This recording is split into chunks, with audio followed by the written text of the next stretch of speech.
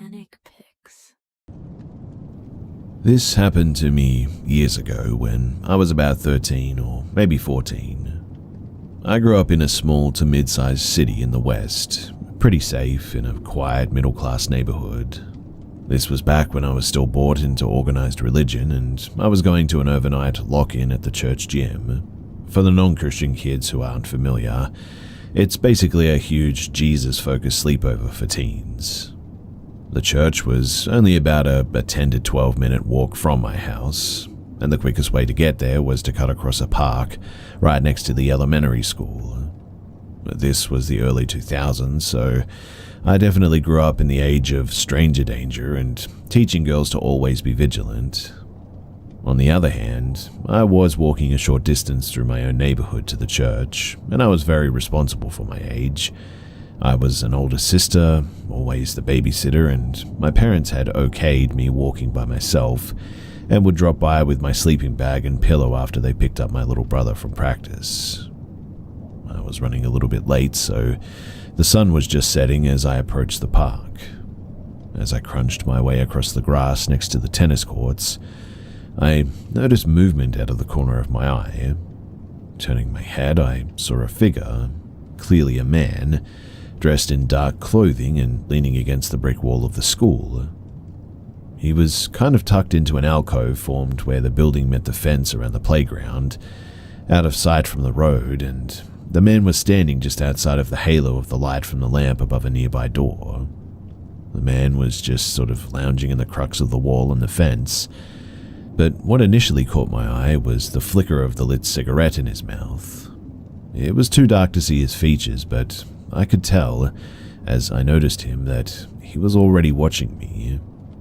He was a fair distance away across the grass, but it was just open space between us at this point. I couldn't see his eyes, but I could feel them on me. I then felt that uneasy tingle creep down my spine. I suddenly realized that I was alone in the growing dark, and he was some unknown man tracking me with his eyes that I couldn't make out. Instead of continuing to cut diagonally across the park, I veered right toward the sidewalk and the street so that I wouldn't come too close to him. I walked a little faster, trying to shake off my uneasiness, telling myself, "You're just being silly." The first time I glanced back, he hadn't moved, though I could still feel him watching me. As I left the grass of the park and approached the street corner, I felt briefly relieved. I was back under the street lamps, which by now had flicked on. Only 3 or 4 short blocks until I was at the church. I glanced once more to reassure myself that I had worried for no reason, expecting to see nothing. I mean, by now the man should be completely out of view. Instead, though, I felt the pit of dread in my stomach turn to acidic fear when I realized that the man was in fact halfway across the park now, walking in my direction. I immediately crossed to the other side of the street and began walking faster. At this point, I could feel the adrenaline rushing through me. I didn't have any real words or images to describe what I thought would happen to me, just a jumble of snippets of news reports and vague fears about what happens to young girls out alone at night.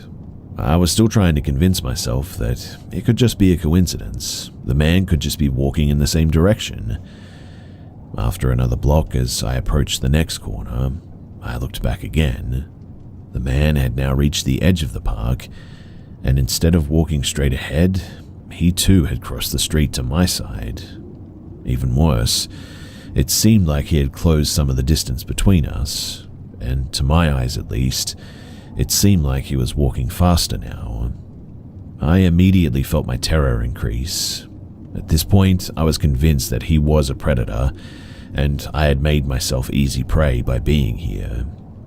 I still had 2.5 blocks to the church, but at this point, I was wondering whether I would ever make it to the lock-in. I glanced back at the man once more, and he had closed the gap even further with his longer legs. I still couldn't clearly see his face, but I had seen enough.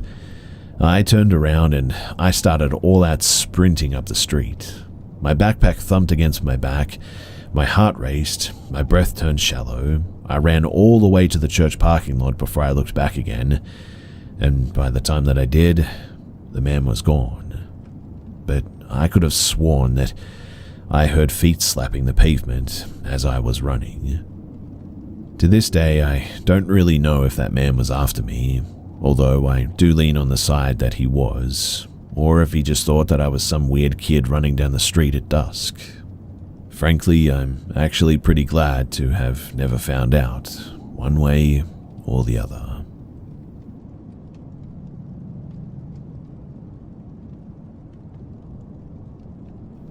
I'm not going to preface this post with I know this sounds crazy, because, well, it isn't. This is a regular experience I've had over several years of dog-sitting gigs at a turn-of-the-20th-century mansion in my neighborhood. A friend of mine will also dog-sit at the house if there are dates that I'm unavailable, and she shares this experience too, and often feels like she needs to pretend that she's somewhere else in order to get through it. So, I met a really nice family through a friend who were looking for a dog sitter for their puppy back in the fall of 2020. I started doing a long weekend every few months, and then the owner asked me to help her out for the spring breaks or summer trips that they couldn't include their dog on. The house is absolutely beautiful and is a precious landmark home in our historic neighborhood. It's big without feeling imposing, and you can tell that the owner loves taking care of it. She decorates to make every nook and sitting area comfortable and inviting, and there are beautiful family photos all over the walls. In short, it's a catalog home. And most importantly, the dog is a very good boy. I often feel quite guilty when she and I interact, because as beautiful and welcoming as her home looks, it makes me feel absolutely awful. Whenever I stay there, I feel completely exhausted. I have a hard time moving. I feel listless, deeply sad, and strangely scared to leave the house as well. Usually, the longer that I stay there, the more agoraphobic I feel. When I do muster a ton of effort to go out to buy groceries or run an errand, I always feel like I'm not alone, like as if something has followed me, and I dread returning to the house. I am an active person, and I usually wake up bright-eyed and bushy-tailed, so it's unusual for me to feel so heavy and unable to do things. I have also heard footsteps around the house and often wake up sweaty and terrified in the night with no apparent cause. I saw my boyfriend briefly yesterday, and he commented on noticing a big difference in me compared to 2 days prior, before I went to the house. I didn't really know what to say to describe how I felt and how I was acting, and he was so worried he thought in a matter of 2 days I had decided I wanted to break up. We've been in that disgusting phase of love that everyone talks about, but today was my last day in the house after 3 days, and after yesterday, I knew I had to fight this energy demon, for lack of a better word, and go for a walk at the park. It was spectacular, and I was out for about 3 hours. With each step, I felt more of my energy evaporate from my body, even off my sweater. When I returned to the house to pack up my things, play with Doggo, and let him out one last time, I felt like the energy returned full force. The words that I would use to describe that feeling was like it was a spiritual assault, I guess. I tidied up the house and gathered all my bags, but the whole time it felt like some energy or spirit was arguing with me not to leave, and following me each step that I took, even in and out of the bathroom. As is usual for my stays at the house, the energy completely vanished the second that I finished the dog-sitting gig and step out of the house for the last time of that gig.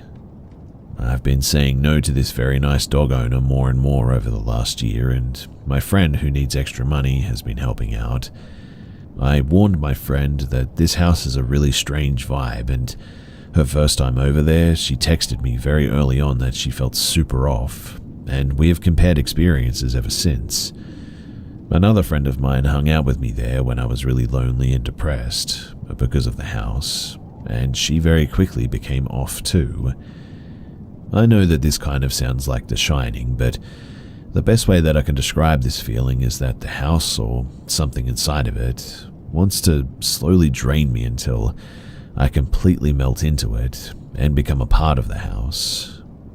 I know it sounds like psychosis, but I can feel something battling with me every time that I try to leave, and something draining my battery every time I give up and stay.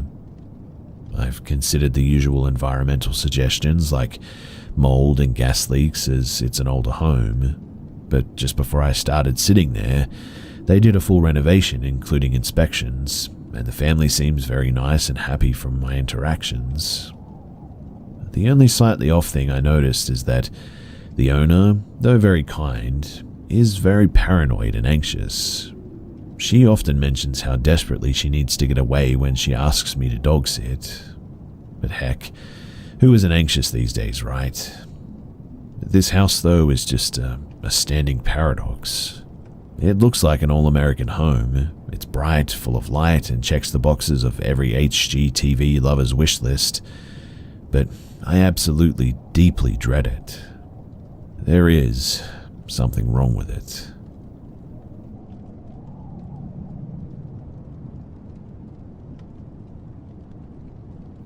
So around 11 years ago, I was a telecoms engineer. The normal day went to a few residential houses, either fitted or fixed phone lines. Everything was no different from any other day. But then I downloaded my next job and I got a 20-line installation. Now, this is not the norm for the role that I had, as these tasks usually went to other teams, really. No issues though. I thought that it would be nice to be somewhere for longer than an hour or two, I guess. Better than being here and there and everywhere, I suppose. And I called the contact. It's a contact center who tells me that either the caretaker or manager of the building is aware and will explain what was required when I get there.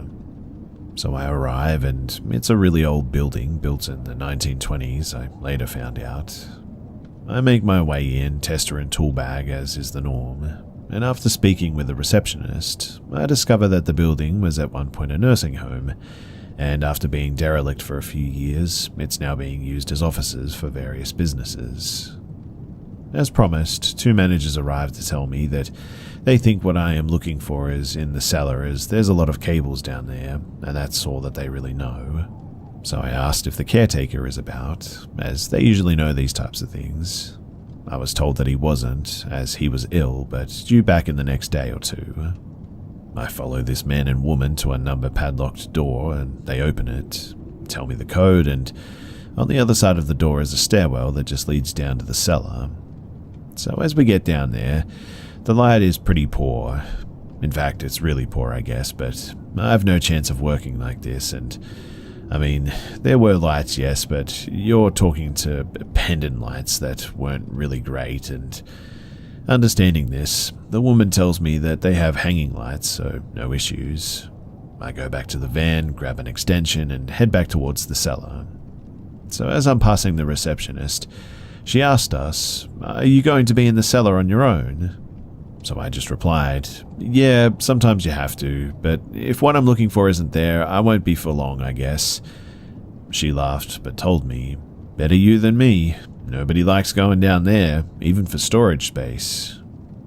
Now, I'll be honest, I just thought people don't like stairs to a dark place. No worries, but not something I'm unfamiliar with, so it just needs to be done. And after a quick look around with the make manager, we find a socket. I sort the lights, and yeah, there is the DP that I'm looking for, but it's an older sort of solder block, no good for broadband, so I let him know that this is going to take a bit longer, and this is even before knowing where these 20 lines need to go. He just agrees and shows me where the office fitters have left all the cables for the clients, which to my relief was in the cupboard behind the receptionist. So all set, knowing what I know, I now crack on. I'm testing all the lines, and it's going pretty well. I've more than half gone through all the cabinets and a few shy, but I know the area and know from there I can get them through, as it's got 200 pair cables that run through it. At this point, it's around 4 o'clock, and I don't have the blocks that I need on the van, so tag up the cables and turn off all the lights on my way out before closing, and lock the door on the way out too. I sign out and tell the girl at the desk I'll see her tomorrow, and I leave. On my way home, I call my manager to tell them the script and that I may actually need a hand for half a day or more, as I'm not even sure anything has been done in the exchange yet. The next day, 8 a.m., I get a call from one of the other lads who tells me that he's with me all day, and that's all that he knows. We sort out a roll each, and I'll push the pairs from the box to the cab, and you do the cab and exchange if needed, and then it's just a case of fitting the box and running a large internal cable from the box to behind the receptionist. I make my way into the building once again, open the door with the code, and to my surprise, all the lights are on. Now, I am 100% sure that I turned them off, so I'm guessing one of the managers may have come to check if I was still there and left them on by mistake. I go down and do what I need to do and leave to push through the cables outside, call my mate, and he's getting them by one, and so it's all going well. I finish up and I head back to fit the block. As I grab the blocks, drill and all the bits and etc., set up mark for the pilot holes and just hear, "What are you doing?" After nearly jumping out of my skin, I turn and see this man with grey overalls on. So I say, "I'm just doing what's been asked of me. Are you the caretaker?" He replies that he is, and he says that nobody has been down here for years, and he was surprised that I was there. So I just cracked on, done the drilling, etc. And then as soon as I'd stopped with the drill and it was quieter, this guy just sort of started chatting away, like, "What football team do you support? Do you mind if I watch what you're doing?" I told him no worries and just tried to be polite as I could. He then told me that his name was Gordon and that he'd been working there for over 30 years. A bit confused, recalling that the receptionist had said that I told him that I was under the impression that this place had been empty for a few years, and looking at the cabling, it's been updated for at least 15 to 20 years. He just said that things are always happening here. After about an hour of back and forth while I'm working, I hear a hello from the top of the stairwell. Expecting Gordon to answer, I didn't. Then it came again, so I turned around and Gordon has gone now. I'm thinking that I've been waffling for 10 minutes and he's not even here. I pop up and it's one of the managers asking if I'm expecting somebody, another engineer, so I apologize and explain the phone signal isn't very good down there, so he probably hasn't been able to get a hold of me. All cleared, he comes down, we chat for 5, and he tells me that we'll start at the receptionist end and work to me while I finish. After a quick toilet break, I go back down and I'm in the final stages now. I'm just putting phone numbers to pairs as for when my mate gets there, we can connect the test and go. As I'm doing this, I hear, "Sorry about that." Again, out of nowhere, it's Gordon. So I just acknowledge it, call him clever, and make a joke that if they can't find you, they can't ask you to do anything. I continue for 5 minutes and I've done all that I can, so I tell him that I'm just heading up to assist my mate and we'll be done soon and out of the way. Gordon then told me that he liked the company and it's been nice to talk. I felt saddened at this point, thinking that he was maybe treated poorly by people that I'm in the building with. So I just said, "Of course, mate, costs nothing to be nice and have a chat." So I go up the stairs, leaving Gordon down there and help get the cable through a void and into the cellar. 10-20 minutes of trying to fish it through, we got it and we go down, and Gordon is not around and we finish. My mate tells me it's time for food and he'll go to the chippy and meet me back at the yard, as I tell him that I just need a few signatures and to make sure the lights go back on so that I can get my extension lead. I get what I need from the manager's signatures and show him where the link is behind the reception. I inform him that I need to get my extension lead, so are the lights okay there for now and all that, or does he want me to move them as we go and there's a good light, and he states that they might as well stay for now and he'll get another lead in case anybody else needs to go down there. I head down and start unplugging the lights, and Gordon appears again, telling me that he didn't realize the lights were mine as he wouldn't have touched them. Straight away I thought, so that's why they were on this morning. But then it dawned on me that the door, it was locked. I asked him if he came down yesterday evening, and he said, "Yes, of course, I'm always here. It's where I'm needed." Confused and just wanting to disappear at this point, I said, "Oh, no worries. Nice to meet you," and I placed my hand and put it to shake out. He just raises his hand and says, "Hope to see you soon." So that was a bit weird, but I left, signed out, and thought nothing of it. So weeks go by, and I get a call from our control asking if I can return to this address as one of the lines isn't working and it's high level. So I say, yeah, no worries. I get there, say hello again to the receptionist. I asked if I could just check behind her first before having to go into the cellar. With some joy, it ends up being there. It just needs to be put on properly. And as I'm sorting it out, an older guy, he asks me if I was the one who was there last week. I say yes. He apologized and stated that he was the caretaker and had to take more days off than planned. I just told him, "Oh, don't worry about it, man. I'm sure Gordon will tell you where everything is." And as soon as I said this, he just looked me dead in the eyes and said, "What did you just say?" So I said, "Gordon. He told me that he's the caretaker here." This guy went absolutely white and just asked me if we could talk outside. So, of course, I followed him, and he simply asked me if I believed in ghosts. Then he told me that before this was what it was today, it was a nursing home, and the old caretaker, his name was actually Gordon. He knew this as when the building was taken over, he found an old desk to do lists and letters and requests for a Gordon, and there was a sign on the door which said caretaker, and where this desk was, that door led to the cellar. I immediately rubbished this, obviously, and started laughing, thinking him and his mate were just pulling my leg. He then asked me, though, if he was wearing overalls, which I replied he was. He just sort of looked at me dead in the eye and said, "Listen, mate, I'm not lying. Gordon passed away years ago, supposedly on the job.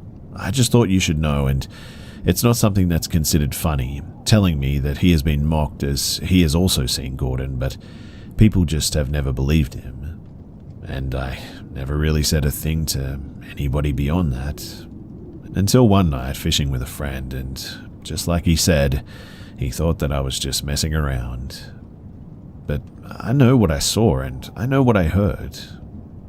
I don't normally tell this to anybody as it's just not really worth the ridicule, but after this experience, all I can say is that I guess ghosts or spirits, they're real.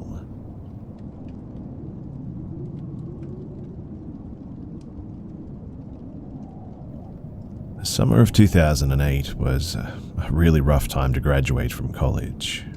I had just spent 4 years getting a degree, only to find out that the job market had all but dried up. As bummed out as I was about being unemployed for the foreseeable future, I found a deep appreciation for backcountry camping and hiking that summer. Growing up in the Rocky Mountains and graduating from a college in western Montana, I was not a stranger to hiking or camping. But that summer, it became an escape to the point of almost an obsession.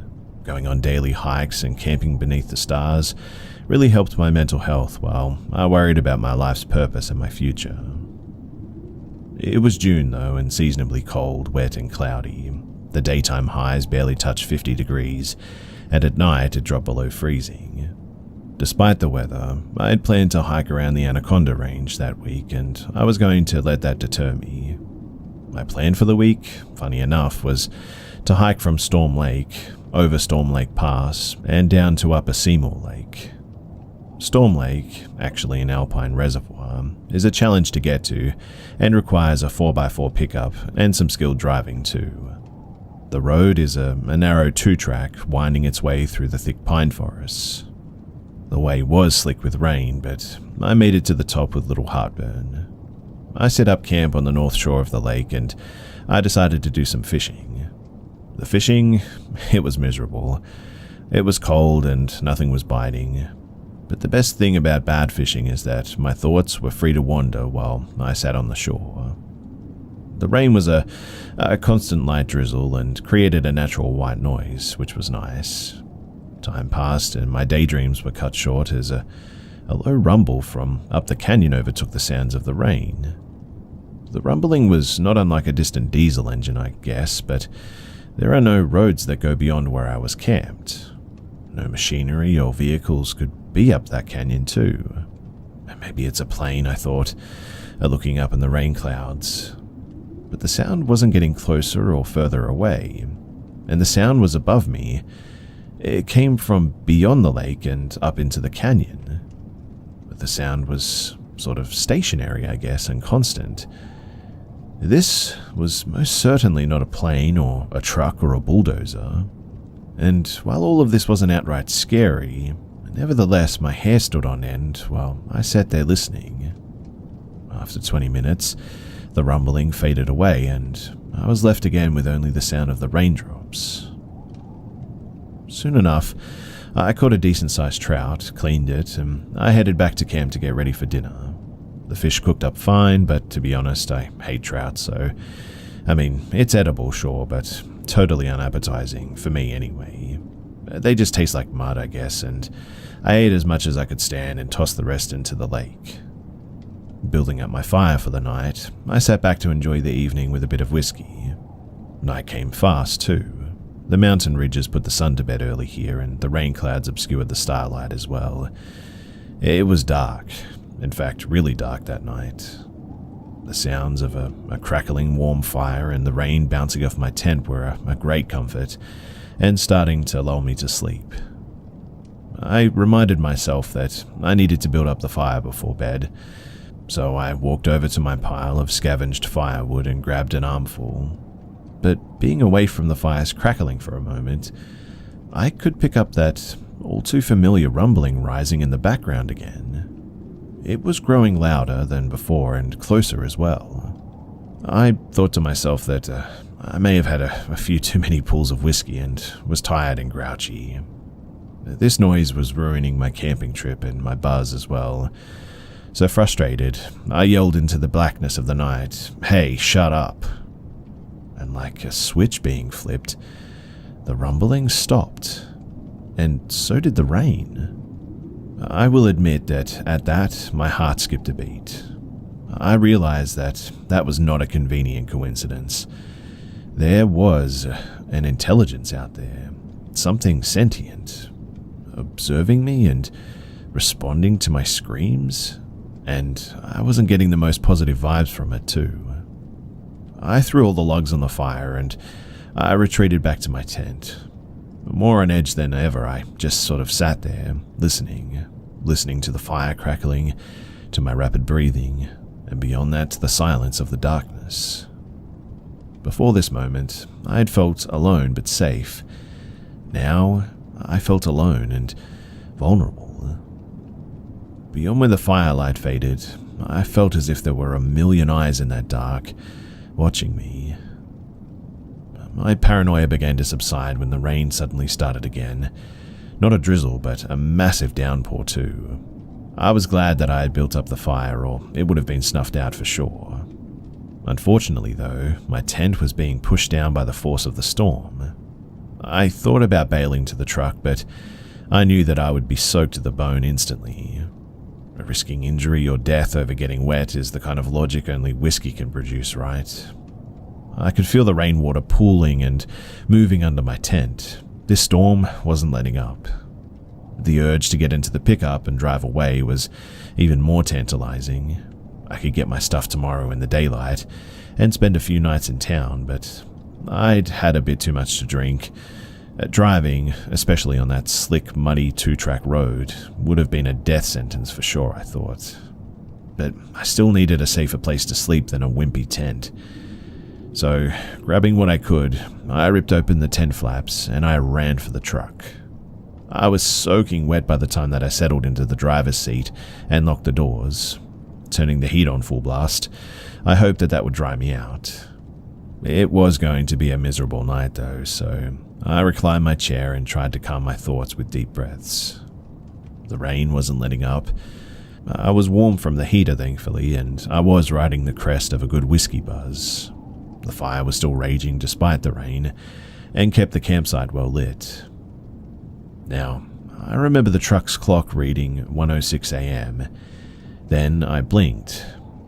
It was only a moment, but when I opened my eyes, the rain had suddenly stopped. In fact, it was foggy and quiet. The once raging campfire was now just embers. And the weirdest thing was that there was morning twilight to the east. I instantly looked at the truck's clock, and it now read 5:45 a.m. It was morning. That couldn't be right. Almost 5 hours gone in the blink of an eye? I must have passed out or something. My head was killing me all of a sudden too. To be honest, I didn't feel like I had drank that much to justify that kind of hangover. I turned off the truck and I stepped out to survey the night's damage. My tent was now completely flattened. The tent poles were shattered to pieces. Everything was soaking wet. And smothering the remains of the fire, I dragged all my junk to the pickup and I tossed it into the bed. My hike over the pass wasn't happening today, that was for sure. It was around 6:30 a.m. though before I finished picking up camp, and as I climbed into the cab of my truck, I then heard that rumbling again through the morning fog. As soon as I heard it, I drove out of there as fast as I could down that muddy bobsled track of a road, not once looking into the rearview mirror either. I have never been back to Storm Lake, and to be honest, I probably never will.